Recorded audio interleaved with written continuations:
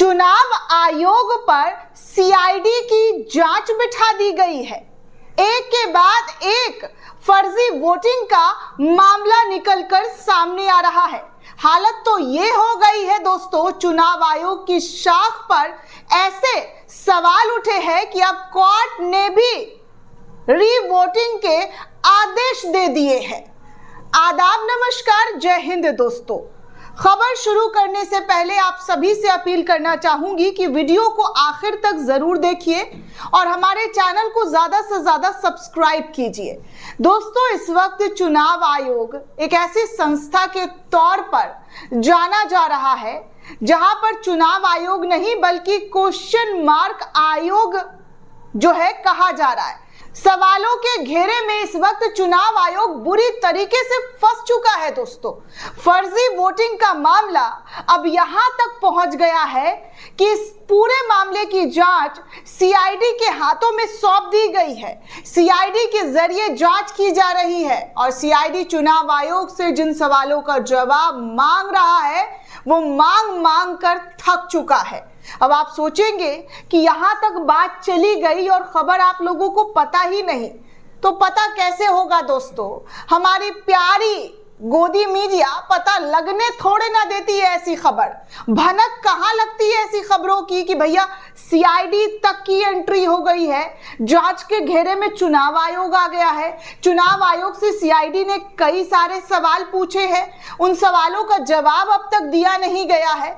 तो माजरा क्या है? वहीं दूसरी तरफ दोस्तों फिर से काउंटिंग का भी कोर्ट के जरिए आदेश दे दिया गया है। ये मामला अलग है, आगे बताऊंगी, लेकिन उससे पहले आपको बता दूं कि कांग्रेस लगातार चुनाव आयोग पर फर्जी वोटिंग का आरोप तो लगा ही रहा था कि अब बीजेडी, जी हां बीजेडी, जो कि उड़ीसा में नवीन पटनायक की पार्टी है, उनके जरिए भी फर्जी वोटिंग का बम फोड़ दिया गया है। सोचने वाली यहां पर बात है दोस्तों कि ये बीजेपी के सहयोगी हुआ करते थे।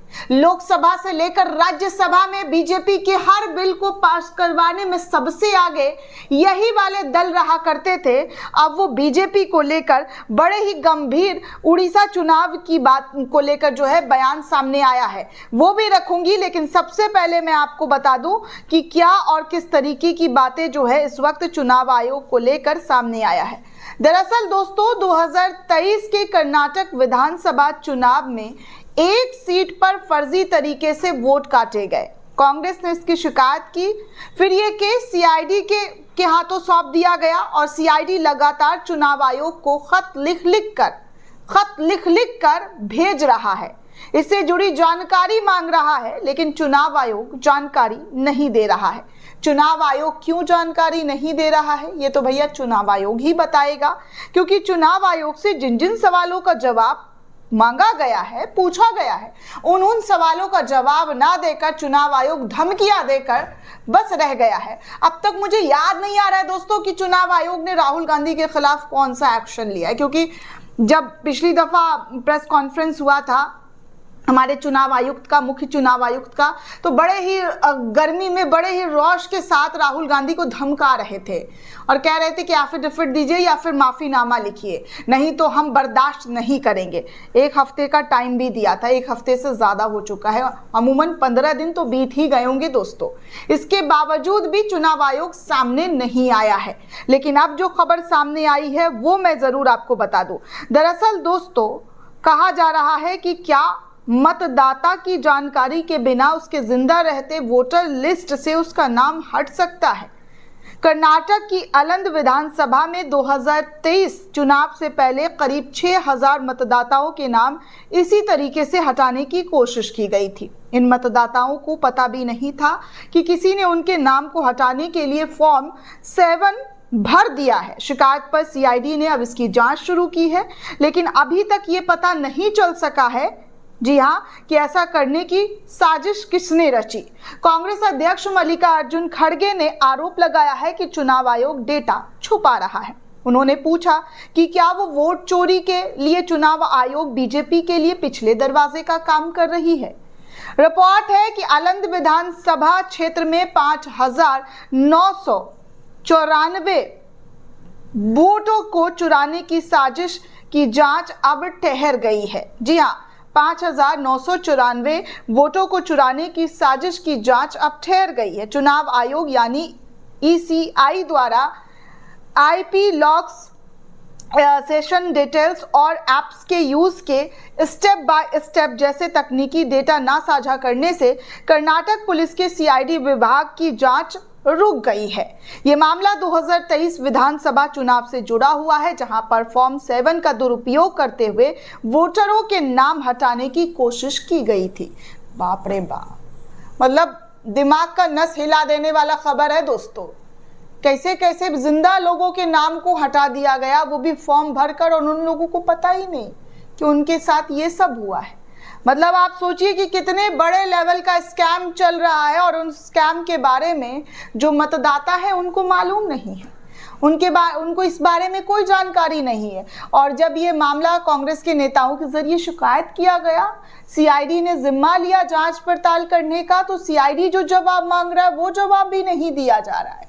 मतलब आप सोचिए कि चुनाव आयोग पर ऐसे कैसे शक ना किया जाए। शक क्या, बहुत ज्यादा शक मजबूत हो रहा है, गहराता जा रहा है। आपका काम है निष्पक्षता से चुनाव कराना।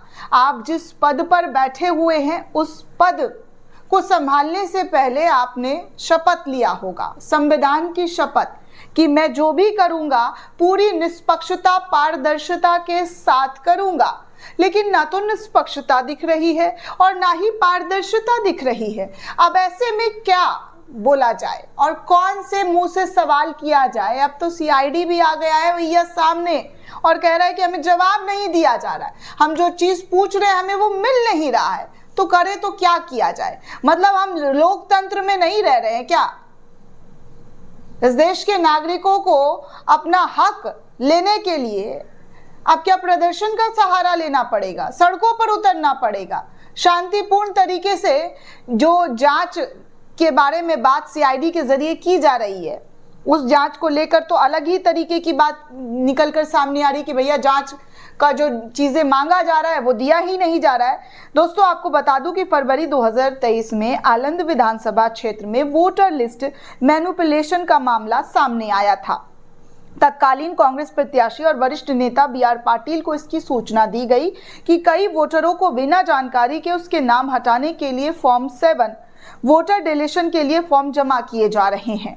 द हिंदू की रिपोर्ट के अनुसार अगर मैं बात करूं तो दोस्तों एक बूथ लेवल अधिकारी यानी बीएलओ को अपने ही भाई का नाम हटाने का फॉर्म मिला, जबकि उस व्यक्ति ने कभी आवेदन नहीं किया था। नाम हटाने का फॉर्म उसी गांव के एक मतदाता के क्रेडेंशियल का इस्तेमाल कर भरा गया था। पड़ताल में पता चला ना तो मतदाता ने और ना ही उस गांव के दूसरे मतदाता ने फॉर्म भरा था। फिर क्या हवा में ये सब कुछ हो रहा है दोस्तों?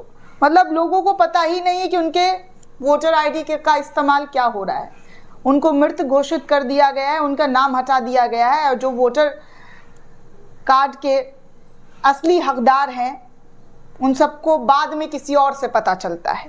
जांच में पता चला है कि कुल 6018 फॉर्म 7 आवेदन जमा किए गए थे, जिनमें केवल 24 ही वैध थे, बाकी सभी फर्जी थे और मुख्य रूप से कांग्रेस समर्थक वोटरों को इस पूरे मामले में निशाना बनाया गया। आलंद की रिटर्निंग ऑफिसर ममता देवी ने 21 फरवरी 2023 को आलंद पुलिस को शिकायत दर्ज कराई। मामले की गंभीरता को देखते हुए इसे कर्नाटक पुलिस के कमर्शियल इन्वेस्टिगेशन डिपार्टमेंट यानी कि सीआईडी को ये पूरा का पूरा मामला सौंप दिया गया। अंग्रेजी अखबार के रिपोर्ट के मुताबिक अगर मैं बात करूं तो 2018 में भाजपा प्रत्याशी से महज 697 वोटों से हारने वाले पाटिल ने 2023 चुनाव में 10,338 वोटों से जीत हासिल की थी। वो कहते हैं कि यदि समय रहते उन्होंने इस फर्जीवाड़ा को रोका नहीं तो उनका चुनाव जीतना मुश्किल हो जाता। सीआईडी की जांच में एक साजिश का पर्दाफाश हुआ है। मतदाताओं के नाम हटाने के लिए फर्जी फॉर्म ईसीई के नेशनल वोटर सर्विस पोर्टल यानी कि NVSP वोटर हेल्पलाइन ऐप यानी कि VAH और गुरूर ऐप के जरिए जमा किया गया है। लेकिन जांच के आगे बढ़ने में रुकावट तब आ गई क्योंकि इलेक्शन कमीशन ऑफ इंडिया ने तकनीकी डेटा साझा सीआईडी को किया ही नहीं।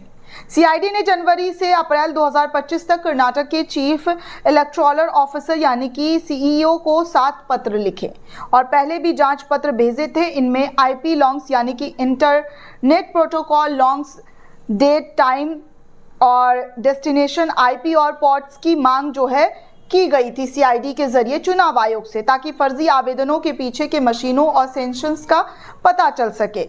इसके अलावा सीआईडी ने 3 अहम सवाल भी चुनाव आयोग से पूछे थे। उन्होंने पूछा था कि क्या एनवीएस और वीएच ऐप्स में ओटीपी मल्टी फैक्टर ऑथेंटिकेशन सुविधा अपनाई गई है। दूसरा सवाल पूछा गया था सीआईडी के जरिए कि क्या ये सुविधा आवेदन अपलोड करने तक विस्तृत है। तीसरा सवाल पूछा गया था कि ओटीपी किस मोबाइल नंबर पर भेजा जाता है, लॉगिन वाले या फॉर्म में दिए जाने वाले या दोनों पर। सीआईडी सूत्रों के अनुसार अगर बात की जाए तो ईसीआई ने इन सवालों का कोई जवाब नहीं दिया है। द हिंदू ने 29 अगस्त को सीईओ को ईमेल किया जिसमें पूछा कि क्या डेटा साझा किया गया और ऐप्स के जरिए वोटर क्रेडेंशियल्स का दुरुपयोग कैसे संभव है। 4 सितंबर को रिमाइंडिंग मेल के बावजूद भी कोई प्रतिक्रिया द हिंदू को नहीं दिया गया है। अब दोस्तों, वोट चोरी का मामला पहले ही राहुल गांधी ने देश के सामने लाकर रख दिया है। अब एक और नया मामला निकलकर सामने आ गया है, वो भी मैंने आपको पूरी खबर बता दी है। सीआईडी के जरिए जो बातें कही गई है, जो बातें बताई जा रही है, वो तो बेहद ही डरावनी और चकित करने वाली है। वहीं दूसरी ओर दोस्तों आपको बता दूं कि बीजू जनता दल बीजेडी ने क्या भारतीय जनता पार्टी पर आरोप लगा दिए। बड़े खासम खास इनका गठबंधन हुआ करता था, एनडीए में ये भी शुमार थे, लेकिन अब वो कह रहे हैं कि क्या असली वोट चोरी उड़ीसा के अंदर हुई है। उनके जरिए ये सवाल उठाया जा रहा है।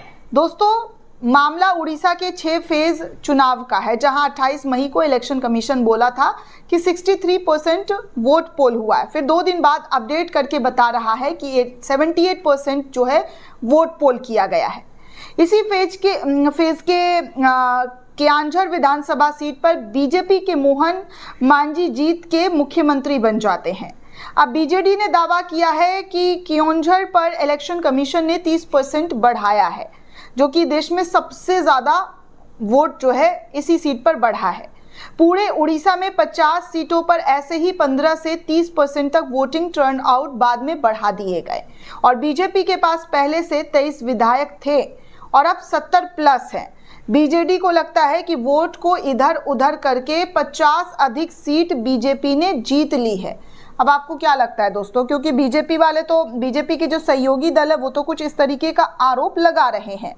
वहीं अब मैं आपको आखिरी खबर, जी हाँ आखिरी खबर, बड़ी इंटरेस्टिंग खबर बता दूं, हरियाणा चुनाव से है। जी हाँ, हरियाणा चुनाव में लगातार धांधली की बात डे 1 से कांग्रेस के जरिए की जा रही थी। कांग्रेस ने इसको लेकर कोर्ट का दरवाजा भी खटखटाया है और कोर्ट में ये मामला पेंडिंग है। अब दोस्तों, हरियाणा के एक विधानसभा उचाना विधानसभा सीट पर कोर्ट के जरिए फिर से, जी हाँ फिर से जो है वोटों की गिनती के आदेश दे दिए हैं। दरअसल दोस्तों 11 सितंबर 2025 को उचाना विधानसभा के वोटों की गिनती होगी। एमएलए देवेंद्र अत्री और याचिकाकर्ता पूर्व सांसद विजेंद्र सिंह की धड़कनें अब तेज हो गई है। दरअसल दोस्तों इस सीट पर जो है भाजपा के विधायक की जीत हुई थी, जिनका नाम देवेंद्र अत्री है। 48,968 वोटों से ये जीत गए थे। हालांकि कांग्रेस के जो विजेंद्र सिंह हैं, जो इस सीट पर प्रत्याशी थे, उनको 38,936 वोट मिले थे। मतलब बहुत कम मार्जिन का जो आंकड़ा है वो इनके बीच बताया जा रहा है। तो बहुत ही करीबी मुकाबला था, जिसको लेकर शिकायत की गई और कहा गया कि ये जो है वोट चोरी की वजह से ही बीजेपी के विधायक यहाँ से जीते हैं, जिसको लेकर कोर्ट का दरवाजा खटखटाया गया है। और अब इस पूरे मामले पर जी हाँ 11 तारीख को रिजल्ट, जी हाँ फिर से वोटिंग की काउंटिंग होगी और सच क्या है वो देश के सामने आएगा। दोस्तों इस पूरे रिपोर्ट को लेकर आप क्या सोचते हैं, आपकी क्या प्रतिक्रिया है, हमें कमेंट करके ज़रूर बताइएगा। साथ ही साथ चैनल को ज़्यादा से ज़्यादा लाइक, शेयर और सब्सक्राइब करना बिल्कुल भी ना भूलें। शुक्रिया दोस्तों।